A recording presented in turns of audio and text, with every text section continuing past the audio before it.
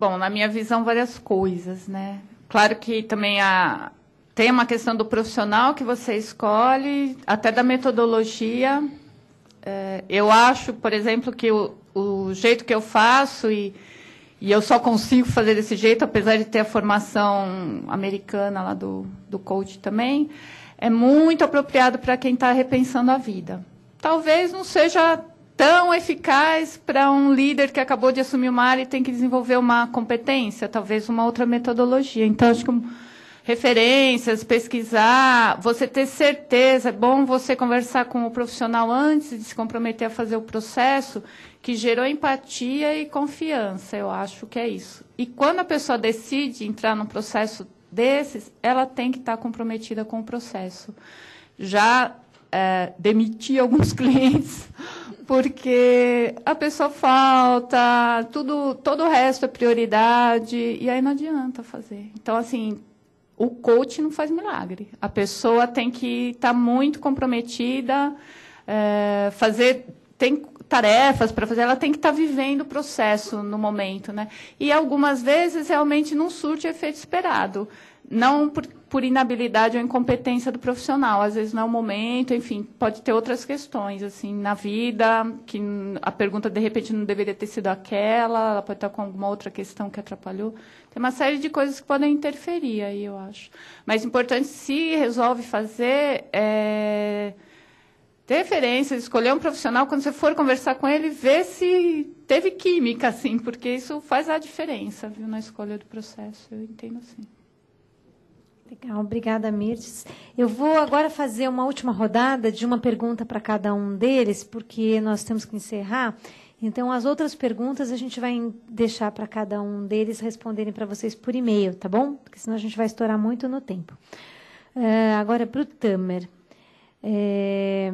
Você acredita na possibilidade de se criar cursos superiores específicos para assessoria de imprensa? E tem uma outra que... Esse aqui é do Jean Oliveira. E tinha uma outra aqui, que é do Leandro Gatti, que está relacionada a essa parte de formação também, que é se você acredita que a profissão de relações públicas poderá perder a obrigatoriedade do diploma, assim como a profissão de jornalismo, né, como sendo áreas relacionadas. Bom, quanto ao curso de assessoria de imprensa, especificamente, eu não sei. A SPM, Escola Cassandra da Aula, né, está lançando agora um curso de jornalismo mais voltado para o mundo corporativo, com a formação corporativa, mostrando não só as técnicas de comunicação, mas fazendo com que o jornalista entenda que ele vive num mundo onde você tem negócios, onde você tem uma visão mais corporativa. Um curso superior, específico de assessoria, eu acho que o curso de RP um pouco cobre esse universo. Quanto à obrigatoriedade, ao fim do diploma, essa é uma questão que eu, particularmente, eu sou contrário à obrigatoriedade em algumas áreas que não são técnicas, né?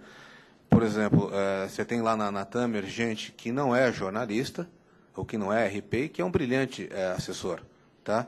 E, às vezes, você tem o RP que não desempenha, né? O que eu acho que você tem que ter é procurar se aprofundar e fazer os cursos que existem. Acho que na área de assessoria tem muito a evoluir. O jornalista de redação, ele ainda não entendeu que a assessoria é mais do que ter o relacionamento com a imprensa, é entender a comunicação como um todo, tá? E tinha até uma pergunta que eu li, Sandra, que o pessoal falava assim, se você tem uma informação empresarial, se é ético ou não é ético passar. Quer dizer, a questão da ética não está ligada à informação, e sim à empresa, né? Lá no escritório, já abrimos mão de alguns clientes por não concordar com a tese ou com o posicionamento deles, tá? Mas em todo cliente, sem exceção, você vai ter informações que são sigilosas e que você não vai passar para a imprensa. Você não pode mentir. Acho que é a frase do nosso amigo, o técnico da seleção. Eu posso omitir, eu não posso mentir, tá? Então, você imagina, convivendo na Bolsa, a gente sabia de tantas operações, tantas informações, todo dia o pessoal estava nos procurando. Então, não tem a questão ética, acho que está muito mais a ver com o teu cliente, com quem você tem que acreditar naquilo que ele está fazendo, tá? Então, a gente teve casos no escritório que não dá para você atender, tá? Você não consegue, é eticamente complicado. Então, Eu acho que está muito mais ligado ao perfil do cliente do que a informação propriamente dita. Ok, obrigada, Tamer. Uma pergunta para o Rabinovich, da Eli Soares. Ainda é possível acreditar na função de correspondente internacional? Como alcançar esse objetivo? Eu acho que tudo é possível desde que você acredite que seja.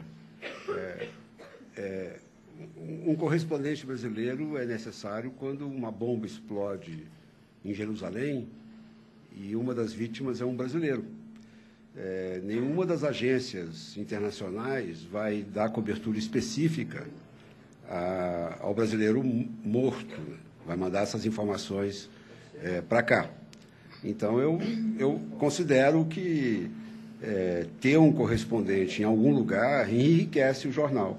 Imagina ter um correspondente em Teherã para acompanhar as grandes negociações do nosso grande chanceler Amorim com Ahmadinejad. Deve ser fabuloso, porque nenhuma agência acompanha assim, com grandes detalhes. O Brasil está se expandindo muito para lugares tão remotos que não tem cobertura nenhuma de imprensa. Eu acho que poderíamos acrescentar a cada embaixada pelo menos um stringer, que é o informante, porque a gente não tem informação nenhuma desses lugares. Obrigada, Rabino.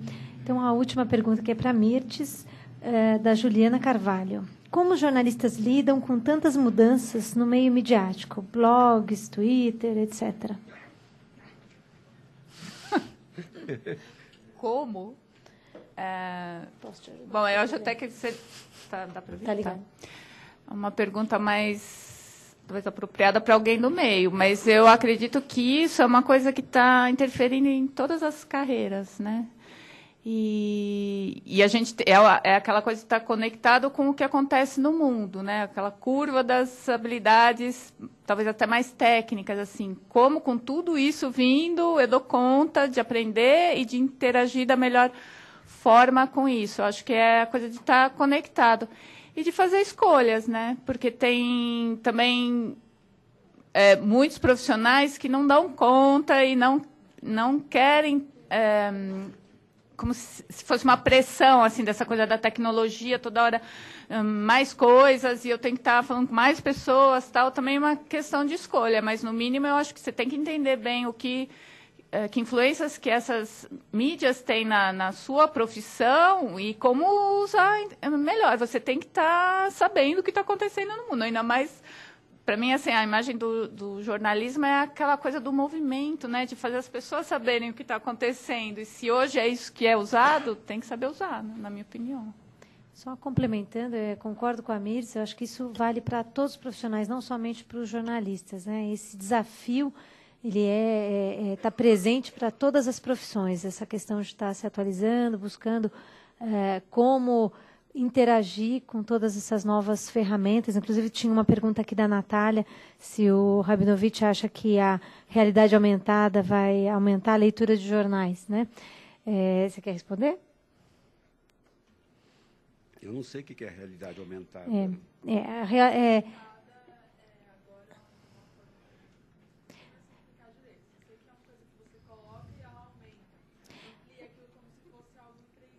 Uhum. É uma espécie de zoom. Eles estão querendo fazer uma forma de uma lente que você coloca no jornal assim, e é aquela notícia. Na verdade, eu posso complementar, se vocês quiserem. Mas não aumenta nosso entendimento. Não vai interferir muito. Na verdade, é uma tecnologia que vai ajudar bastante em várias funcionalidades. Por exemplo, isso é feito através de QR Code ou outros códigos, como esse que saiu na capa da Veja, em que você pode ter acesso com ou celular ou no seu computador a uma série de outras informações que estão embutidas, estão gravadas naquele código. O Itaú também está com uma campanha utilizando esse tipo de código. Então, acho que, a partir do momento que isso está se popularizando, né, saindo na capa de uma Veja e tal, acho que começa a ter e gerar maior interesse para as pessoas utilizarem esse tipo de ferramenta. Mas ainda é pouco conhecido da grande massa. Acho que isso não vai ser um grande impacto para o jornalismo, né? Isso serve, por exemplo, é muito útil para embalagens de produtos que não cabem muita informação. Então, o fabricante pode embutir nesse código, por exemplo, informações adicionais sobre aqueles produtos, né? No Japão, isso já é bastante utilizado. Tem fachadas de prédio, propaganda em outdoor, utilizando essa técnica, né? Acredito que para o jornalismo não vai agregar ou mudar muita coisa, só Sandra, mostrar inovação, né? Tudo que é novo em jornal e atrai vai ser usado como ferramenta, como arma de sobrevivência mesmo.